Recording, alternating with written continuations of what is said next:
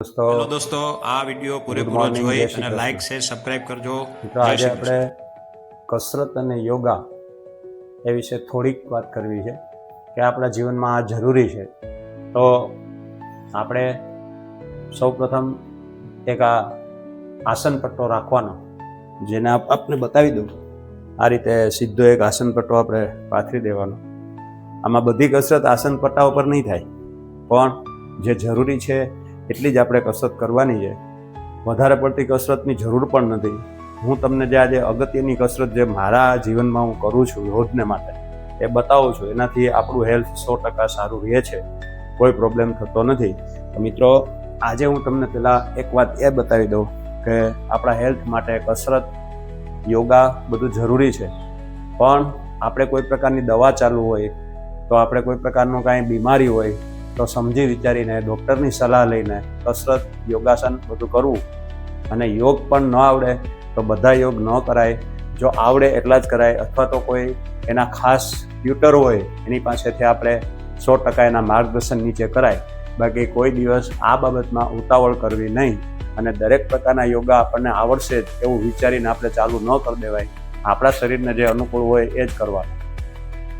હું કાયમને માટે જે યોગાસન કે જે કાંઈ મારી કસરત કરું છું એ લિમિટેડ છે, જરૂર પૂરતી છે, ફાયદાકારક છે એવી જ કરું છું. તો આપણે એવું જ કરવાનું કે જેથી કરીને આપણા શરીરને નુકસાન પણ ન થાય અને કાયમને માટે આપણું હેલ્થ સારું રહે. સૌ પ્રથમ આપણે જોઈએ તો સવારે ઉઠીને આપણે જ્યારે એમ કે પેટ સાફ થઈ જાય, બ્રશ કરી લઈએ, પેટ સાફ થઈ જાય પછી આપણે નાહ્યા પહેલાં કસરત કરવી જરૂરી છે. કારણ કે પરસેવો થાય તો પછી આપણે પાછું નાહવું પડે. તો આપણે નાહ્યા પહેલાં કસરત કરી લેવાની. તો આજે હું તમને એના પછી ફાયદા પણ જણાવીશ અને હું જે કસરત કરું છું એ તમને બતાવું છું. ચાલો મારી સાથે આપણે બધા સાથે કરીએ. હવે સૌ પ્રથમ walking is the best exercise એમ કહેવામાં આવ્યું છે. ચાલવું એ ખૂબ જ સારામાં સારી અને ઉત્તમ એક્સરસાઇઝ એટલે કે કસરત છે. મિત્રો, આ એમ કે આપણો જે એક ઘરની અંદર જ આપણે આ રીતે વોકિંગ કરી શકીએ છીએ. તમે નેચરલી જેમ હાલતા હોય એમ જ હાલો, કોઈ પ્રકારનું કાંઈ એમાં કરવાની જરૂર નથી. તમારા જે સ્ટેપ છે એટલા જ તમે ચાલવાનું રાખો. ત્યાર પછી તમારે ધીમે ધીમે તમારા જે હાથ છે એને, ખાસ કરીને અત્યારે મિત્રો બધાને આ કોમ્પ્યુટરનો અને મોબાઈલનો યુગ છે. તો એમાં સતત માણસને મોબાઈલનો ઉપયોગ હોય, આંગળા સતત કસરત કરતા જ હોય છે. પણ આંગળાને પણ આપણે કસરત કરાવીએ કે જેથી કરીને એક સરખા પેલામાં ઝાંટામાં એ ઢળાઈ ન જાય. તો આપણે એવી રીતે કરીએ કામ કે જેથી કરીને આપણને કસરતમાં પણ ફાયદો થાય અને આજે કે ભવિષ્યમાં આપણા હાથને કંઈ નુકસાન ન થાય. તો સવારે ઉઠીને તમે નેચરલ ઘરમાં જ આ રીતે, મકાન જો મોટું હોય તો તમે ઘરમાં જ આ રીતે વોકિંગ કરો. વોકિંગ કરવામાં એક વખત રિવર્સ પણ તમે આ રીતે કરો. એવું નહીં કે સતત સીધું જ ચાલવાનું, આ રીતે સ્ટ્રેટ જ. પણ આ રીતે તમારે એક સરખું વોકિંગ નહીં, આ રીતે ફેરફાર કરતું રહેવાનું. આટલું વોકિંગ આ જરૂરી એટલા માટે છે કે બંને પ્રકારનું, બંને સાઈડથી પગની આગળ પાછળ બંને બાજુથી આપણને પૂરતી કસરત મળી જાય. બીજું, અત્યારે આ મોબાઈલનો યુગ છે. માણસના આંગળા સતત એક સાઈડમાં, એક દિશામાં આપણે સૂતા રહીએ છીએ. આપણને દુખાવા ઘણી વખત થઈ જાય છે. તો એ ન થાય એના માટે આપણે આ કરવાનું છે કે તમારા આંગળાને સ્ટ્રેટલી આ રીતે, જેને આપણે કહીએ ને વાઇબ્રેશન આપવાનું, ખૂબ જ હલાવવાના છે એકદમ. કારણ કે લોહીનું સર્ક્યુલેશન આ રીતે થશે મિત્રો. કારણ કે ઘણી વખત આપણે એક સરખો હાથ આમ જ રાખીએ છીએ અને સતત મોબાઈલને જોઈએ છીએ, હાથને ફેરવતા પણ નથી. ઇન્ટરેસ્ટેડ બાબત હોય તો આપણે ઘણી વખત સતત મોબાઈલ એમનેમ રાખીએ છીએ. તો આ રીતે હાથને આપણે હલાવતું રહેવાનું અને આ રીતે વોકિંગ આપણે સારી રીતે કરી લેવાનું. આ વોકિંગ થઈ જાય પછી આપણે મિત્રો આ જે છે એ સ્ટેન્ડિંગ પોઝિશનની આ બધી કસરત છે. આ રીતે આપણે આંગળાને, આ રીતે હાથને, જેટલી બધી કસરત થતી હોય એ બધી કરી દેવાની. તમને વિશેષ આવડતી હોય તો એ પણ કરવાની. પણ તમને કંઈ વાગ્યું હોય હાથમાં, તમારા હાથની કોઈ તકલીફ હોય તો તમારે ડૉક્ટરની સલાહ વગર કોઈ કામ આવું ન કરવું, જો તકલીફ હોય તો. બાકી કાંઈ નથી અને તમે નેચરલ કરી શકો એમ છો તો આ કસરત તમારે રોજ કરવી જરૂરી છે મિત્રો. આપણા આંગળા માટે આ કસરત ખૂબ જ જરૂરી છે. કારણ કે કોમ્પ્યુટર યુગ છે, ડિજિટલ યુગ છે અને મોબાઈલનો યુગ છે. એટલે સૌથી વધારે માણસ મોબાઈલનો ઉપયોગ કરે છે, સતત કરે છે. તો આના માટે આ કસરત જો આ કસરત કરો તો પણ સરસ રીતે થાય. પગને તમારે અત્યારે માત્ર વોકિંગની રીતે ઊંચો નીચો કરવાનો છે, એટલે બહુ ઊંચે લેવાની જરૂર નથી. હવે આના પછી તમારે હાથને આમ રાખવાનો.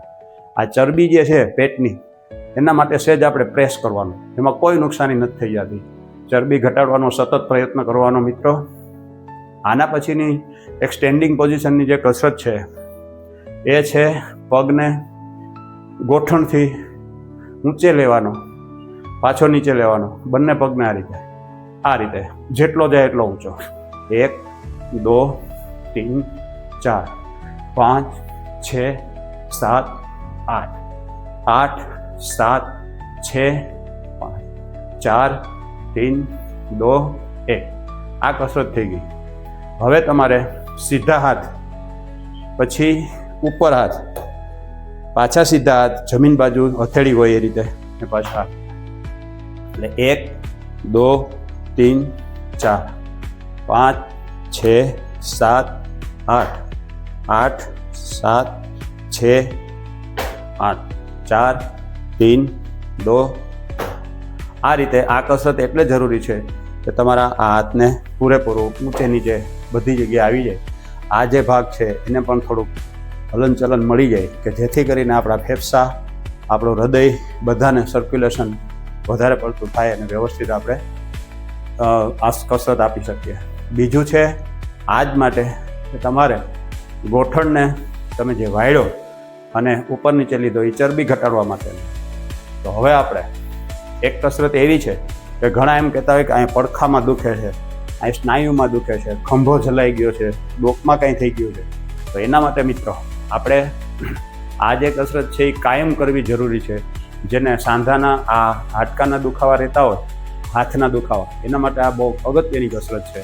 કાયમ માટે આ કસરત તમે કરતા રહેજો. આનાથી તમારું હેલ્થ ખરેખર સારું રહેશે. આ જે આપણા ખભા છે એના જે ગોળા હોય એને ઓઇલિંગ મળવું જોઈએ. ઓઇલિંગ ક્યારે મળે? તમે આની કસરત કરો તો જ ઓઇલિંગ મળે. તો ઓઇલિંગ આપવા માટે આ કસરત કરવાની છે. બંને હથેળીને જમીન બાજુ રાખવાની છે અને ઉપર નીચે, ઉપર નીચે, ઉપર નીચે એને ખૂબ ટાઈટ કરીને છેલ્લે સુધી ખેંચી જાવીને એટલું બધું કાંઈ બીમાર પડી જાય એવા ધંધા નહીં કરવાના. પણ આને શાંતિથી આ રીતે આપણે નેચરલી હલાવતું રહેવાનું, પેરેલલ રાખવાનું. ખભો જે છે એની હારે પેરેલલ રહે એવી કાળજી રાખવાની. આ ઓછામાં ઓછું 50 થી 60 વખત તમે આમ કરો.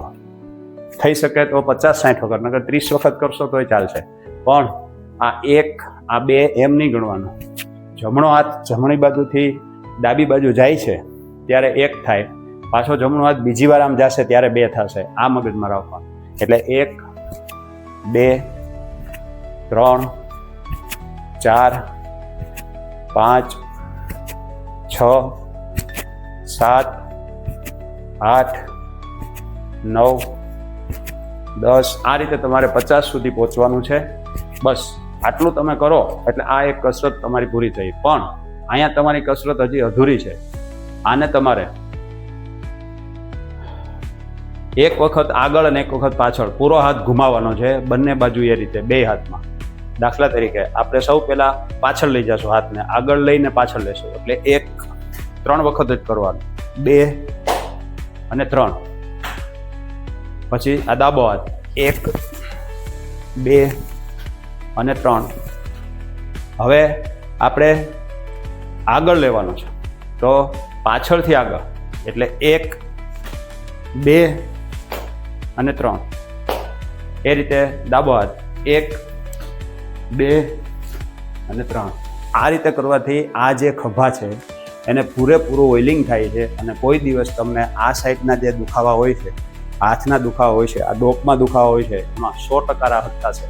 ઘણા મિત્રો એમ કહે છે કે મને આજે રગ થઈ ગઈ છે અને આવું થઈ ગયું છે. એવું કાંઈ પણ થાય તો મારો પોતાનો આ એક દેશી ઘર ઉપચાર છે કે તમે સવારે જ્યારે નાહવા જાઓ ત્યારે કાંઈ કસરત ન કરી હોય તો પણ તમારો હાથ દુખતો હોય તમે કસરત ન કરી શકો, સ્વાભાવિક વાત છે. પણ નાહવા જાઓ ત્યારે મિત્રો ગરમ પાણી હુંફાળું હોય એ તમારા જે શરીરનો ભાગ દુખે છે ત્યાં તમારે અભિષેક કરવાનો, એટલે કે પાણી રેડવાનું. જે જગ્યાએ દુખાવો થાય છે ત્યાં વધુમાં વધુ પાણીને તમે રેડો તો એવું તમે જ્યારે પણ અનુકૂળતા મળે, ધારો કે તમને આજે સવારે હાથ દુખે છે અને કંઈ રક્તરક જેવું થઈ ગયું છે, તો જે જગ્યાએ તમને દુખાવો છે ત્યાં જ એક્ઝેક્ટ તમે 5-6 વખત, 6 થી 7 વખત વધુમાં વધુ ટૂંકમાં તમને માફક હોય ત્યાં સુધી હુંફાળું પાણી લઈ અને એ તમારે એની ઉપર અભિષેક કરવાનો. પાણીને, ગરમ પાણીને માત્ર રેડવાનું, સહન થાય એવું, બરાબર, ગરમા ગરમ એવું નહીં, પણ સહન થાય એવું પાણી, હુંફાળું પાણી તમારે રેડવાનું. આ દુખાવો તમને 100% જો નેચરલ હશે તો મટી જશે, જરાય તમને કાંઈ થશે નહીં, કોઈ પ્રકારની તમારે દવા ખાવાની જરૂર રહેશે નહીં. પણ તમને એમ લાગે કે દુખાવો મટતો જ નથી અને કોઈ મોટી બીમારીને કારણે થયો છે, તો તમારે 100% એના માટે ડૉક્ટર સાહેબની સલાહ લેવાની. ડૉક્ટર સાહેબ જે સલાહ આપે એ રીતે જ તમારે કસરત, આ યોગ બધું કરવાનું, જો તમને બીમારી હોય તો. બાકી તમે મારી જેમ હેલ્ધી હો તો કાંઈ જરૂર નથી. શક્ય હોય ત્યાં સુધી મિત્રો વ્યસનથી બધાથી દૂર રહ્યો તમે. હું ચા પણ નથી પીતો. એવું નથી કે ચા ન હોય તો આપણને મૂડ ન આવે. ઘણા એમ કહેતા હોય કે હું સવારમાં બ્રશ કરીને ચા ન પીવું ત્યાં સુધી મને મૂડ જ ન હોય, મને બોલાવો નહીં. ના, આ બધી ખોટી વાત છે મિત્રો. તમારા મનની મક્કમતા એટલી હોવી જ જોઈએ કે તમે ગમે તેટલા વાગે ઉઠો. એક આર્મીની જેમ, આર્મીમાં કેમ હોય, તમે જ્યારે પણ વિસલ વાગે ભાગવાનું જ હોય, જે પોઝિશન હોય દોડીને ભાગવાનું. મેં તો એની પણ ટ્રેનિંગ લીધી છે એટલે મને ખ્યાલ છે. ઓછો ટાઈમ લીધી છે પણ લીધી છે 100%. તો મિત્રો, ગમે ત્યારે દોડીને ભાગી શકાય એવું તમારું હેલ્થ હોવું જોઈએ. તમે રાત્રે 2:30 વાગે ઉઠો તો એ તમારો એવો જ મૂડ હોય જ્યારે તમે સવારે ઉઠો છો, જ્યારે તમે બપોરે કે સાંજે તમે કાંઈ પણ કામ કરો છો, મૂડ એક જ સરખો રહેવો જોઈએ. મૂડમાં કોઈ ફેરફાર થવો જોઈએ નહીં. અને હસતો ચહેરો જ રાખવાનો. તકલીફ પડવાની છે એ પડવાની છે, એનાથી કાંઈ આપણને બીજું થવાનું નથી. પણ મિત્રો, આ રીતે તમે થોડુંક મનને પણ મક્કમ રાખજો, જેથી કરીને તમારી અડધી બીમારી એમાંથી નીકળી જશે. બીજા નંબરમાં, તમે ગભરાવ નહીં કોઈ પણ વસ્તુથી. કે કાંઈ પણ હજી શરૂ થાય સીધા તમે ગભરાવા માંડો કે ઓયમાં હવે શું થશે, નહીં.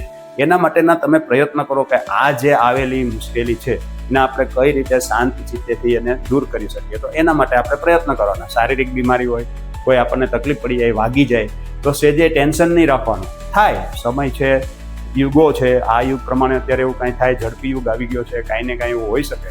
પણ ગભરાવાની સેજે જરૂર નથી. અડધી બીમારી આમાં જતી રહેશે. ડૉક્ટર પાસે તમે જાઓ ને એટલે પહેલાં વહેલા તો એ તમને હાથ અડાડે ત્યાં જ તમને 25% મટી જાય. શું કામ? કે તમને એક આશ્વાસન મળી જાય છે કે હાઈશ આપણે ડૉક્ટર પાસે આવી ગયા, હવે પણ સારું થઈ જશે. એ તમને શ્રદ્ધાનો વિષય બેસી ગયો. તો તમે તમારા જાત ઉપર શ્રદ્ધા રાખો ને. તમે તમારી જાત ઉપર શ્રદ્ધા રાખો કે હું પેટમાં કચરો નહીં નાખું. કચરો કેને કહેવાય? દાખલા તરીકે બિનજરૂરી તમે ખાઓ છો બધું, એ ફાસ્ટ ફૂડ છે, આ છે તે. આપણે બીજી વાતનો વિષયાંતર નથી કરવું. આપણે કસરત માટે આ કામ કરીએ છીએ. તો કસરત માટે પણ આ જરૂરી જ છે કે તમારું હેલ્થ. આના માટે હું ફરીવાર પણ એક હેલ્થની આખી ટ્રીપ તમને આપીશ. પણ હેલ્થ કેમ આપણે સારી રીતે રાખવું. તો મિત્રો, અત્યારે આપણે યોગ માટેની જે વાત છે એમાં જરૂર પૂરતા 2-3 આસન હું તમને કહું છું, એ પણ આપ જોઈ લો. હવે જો અહીંયા આપણે આ રીતે એક શવાસન કરવાનું છે, સીધા સૂઈ અને આ રીતે એકદમ સ્ટ્રેટ. હાથ તમારા સીધા, પગ તમારા સીધા અને સામે ઉપર તમારું આકાશ તરફ નજર. તમારો જમણો પગ ઊંચો કરવાનો સીધો થાય એટલો, ડાબો પગ ઊંચો કરવાનો જેટલો સીધો થાય એટલો. આ રીતે બંને પગને વારાફરતી આ રીતે ઊંચક નીચક આપવાનું. આ થઈ જાય પછી મિત્રો, આ ઝડપી તમને એટલે બતાવું, સમય મર્યાદા છે. હવે આપણે આ જે ગોઠણ છે એ બેને ગોઠણથી પગને વાળવાના અને પહેલી વખત ડાબી બાજુ પછી જમણી બાજુ પૂરેપૂરું આપણે વળી જવાનું. હાથ બે સીધા, નજર તમારી સામે. તો આ રીતે આ બાજુ, જમણી બાજુ આ રીતે. આનાથી કબજિયાત, પેટનો દુખાવો આ બધામાં રાહત મળે છે. તો આ રીતે આપણે બંને બાજુ પગને વાળવાના અને પૂરેપૂરા વાળી દેવાના અને આપણે આખું શરીર આ રીતે ઢાળવાનું. હવે આ પણ એક કસરત જરૂરી છે મિત્રો. જે જરૂરી છે એ જ તમે કરો, બધુંય કરવાની જરૂર નથી. તમને યોગ્ય લાગે એટલું જ કરો, તમને જે માફક હોય. પણ જરૂરી છે એ તો કરવું જ પડશે. પછી સૂતા સૂતા તમારે હાથને આ રીતે આમ વાળવાના. કાંડાની કસરત છે આ બધી. એને બેસી નહીં કરી શકાય, ઊભા રહી નહીં કરી શકાય, પણ સૂતા સૂતા તમે કરો તો લોહીનું સર્ક્યુલેશન વ્યવસ્થિત તમને હાથમાં આ રીતે થઈ શકે. તમારો હાથ આ રીતે થાય છે તો એક વખત આ બાજુ, એક વખત આ બાજુ પૂરેપૂરો વાળો. આ પણ જરૂરી એટલે છે કે અત્યારે તમે આખો દિવસ મોબાઈલને અડો છો, એનો સતત ઉપયોગ કરો છો, તો તમારા હાથ છે એ આમ ઘણી વખત રહી જાય છે, જેને આપણે કહીએ ને હાથ દુખવા માંડ્યો. આનાથી દુખાવો ઓછો થઈ જશે અને કોઈ દિવસ દુખાવો થશે પણ નહીં. લોહીનું સર્ક્યુલેશન વ્યવસ્થિત ચાલુ રહેશે. તો આ પણ એક જરૂરી છે મિત્રો. હવે આ બે કસરત પછી એક આપણે અગત્યની છે એ પેટની કસરત, આ રીતે જેને આપણે મયુરાસન કહીએ છીએ એ.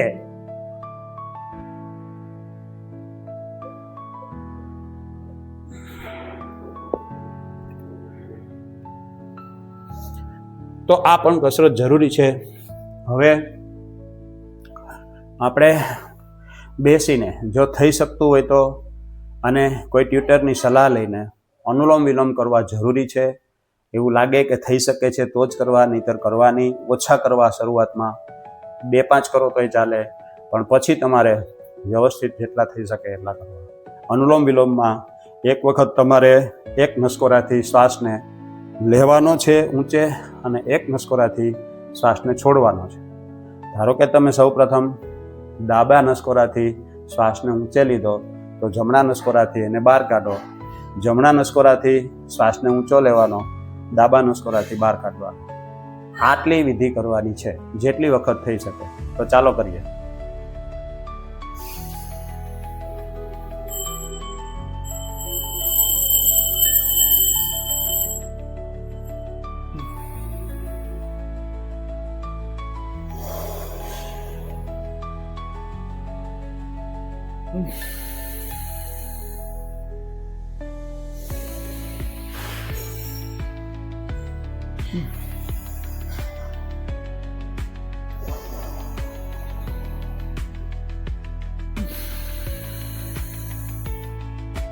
આમાં જેટલો શ્વાસ ઊંચો લેવાય એટલો લેવાનો અને પછી એટલો જ પાછો છોડી દેવાનો. મિત્રો, તકલીફ થાય, કાંઈ પણ તકલીફ હાર્ટની હોય તો એણે આ અનુલોમ વિલોમ કરવા નહીં. ડૉક્ટર સાહેબની સલાહ વગર કોઈ પણ કસરત કરવી નહીં. તકલીફ કોઈ પણ પ્રકારની હોય શારીરિક, તો તમારે આ ડૉક્ટરને પૂછીને જ બધું કામ કરવું. આ એક ઘરમાં બેસીને આપણે થઈ શકે એવી હળવી કસરતો છે. હું આટલી કસરત દરરોજને માટે કરું છું. મારું હેલ્થ સારું છે. ચાલો આપણે ફરી પાછા બીજા એપિસોડમાં મળીએ. ત્યાં સુધી આપ સર્વેને ખૂબ ખૂબ આભાર. ફરીવાર મળીએ. જય શ્રી કૃષ્ણ.